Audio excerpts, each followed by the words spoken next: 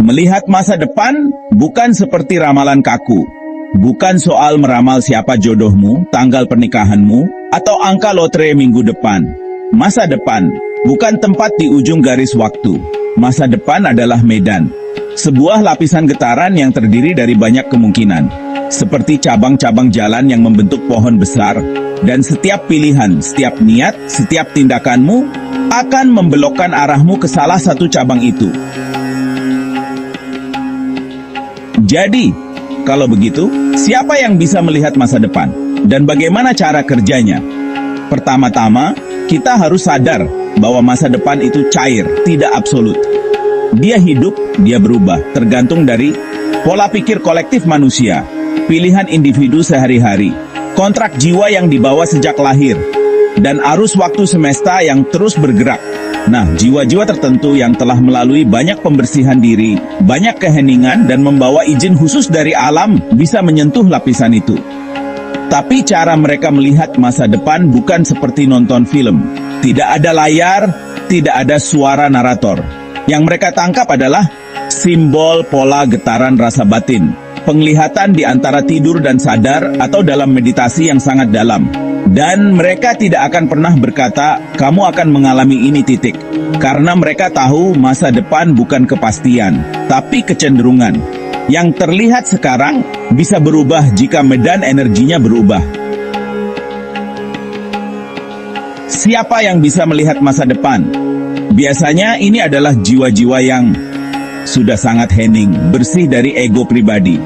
Jiwa purba, jiwa tua yang sudah melewati banyak siklus inkarnasi, memiliki izin sebagai penjaga gerbang waktu, atau sedang dipinjamkan penglihatan batin untuk suatu misi jiwa. Mereka tidak banyak bicara, tidak berkoar-koar soal penglihatan besar, karena mereka tahu pengetahuan tanpa kedewasaan bisa menjadi bumerang.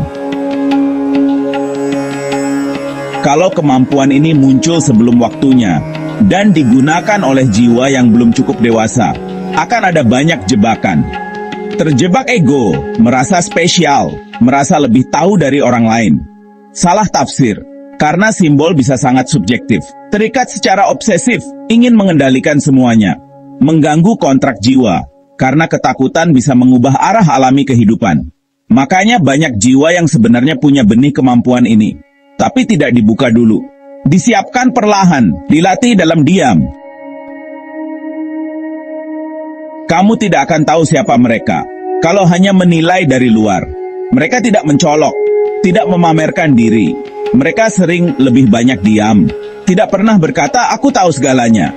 Tapi kehadiran mereka menenangkan, karena mereka tidak hadir untuk memamerkan kehebatan.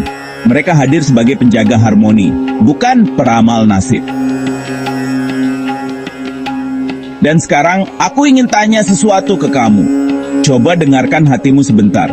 Apakah kamu pernah merasakan tiba-tiba tahu sesuatu tanpa alasan logis? Mengalami deja vu yang terasa sangat dalam?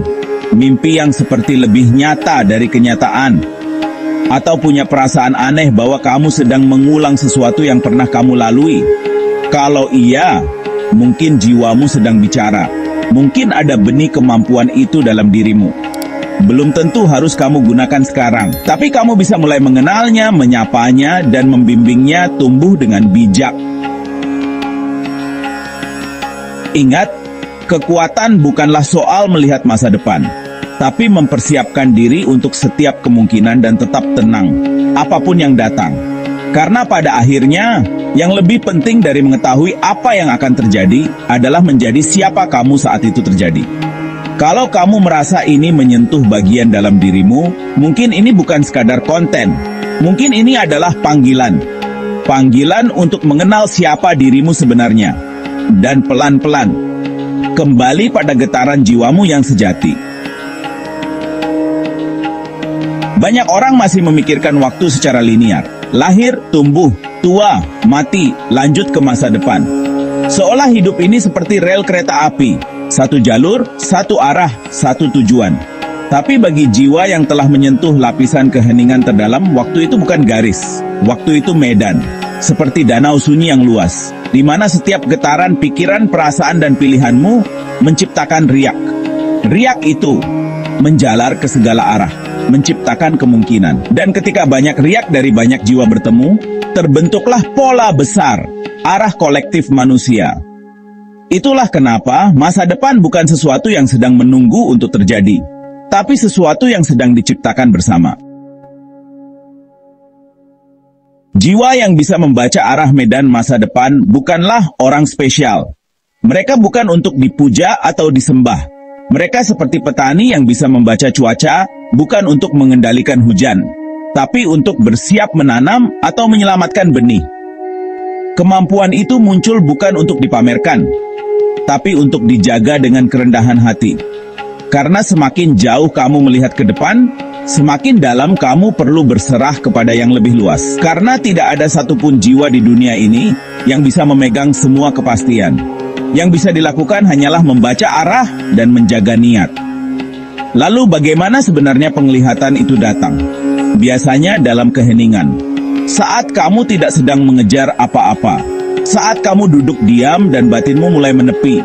Saat kamu lelah pada keramaian dan akhirnya kembali pada kejujuran terdalam. Dalam momen seperti itu, jiwa mulai bergetar pada frekuensi aslinya. Dan pada frekuensi itu, kamu bisa mendengar intuisi dengan lebih jelas, menangkap mimpi yang penuh makna, melihat simbol yang muncul berulang, merasakan kehadiran sesuatu tanpa bisa dijelaskan.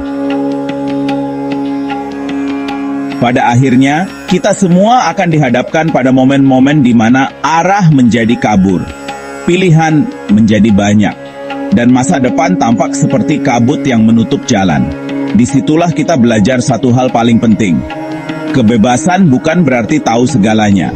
Kebebasan sejati adalah mampu diam di tengah ketidaktahuan dan tetap memilih dengan cinta.